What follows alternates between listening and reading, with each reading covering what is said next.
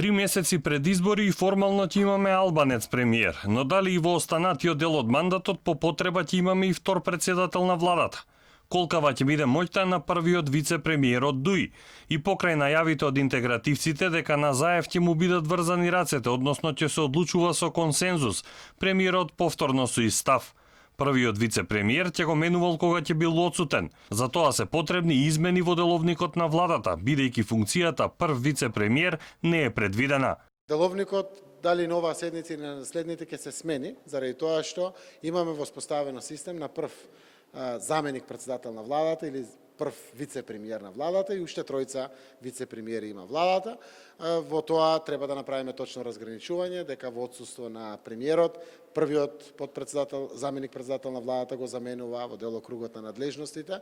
Деловникот ќе ги дефинира редоследите на замена, да се распределат задачите и да се знае кој е прв од подпредседателите, но исто да се земат и обврските и гајлинијата буквално во работењето на самата влада.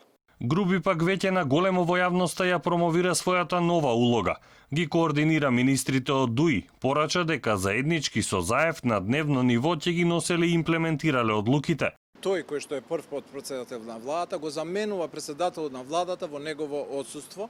Секако ќе работиме заедно. Ние сме коалицијска влада и моја задача првенствено е да ги хармонизираме нашите ставови во програмата која што имаме заеднички, сплотено и усвоено и да ја имплементираме. Секако дека диалогот помеѓу нашите две политички партии кохезивно во новата влада ќе треба господинот Заев и ја да го спроведеме во секојдневни действија за доброто на граѓаните.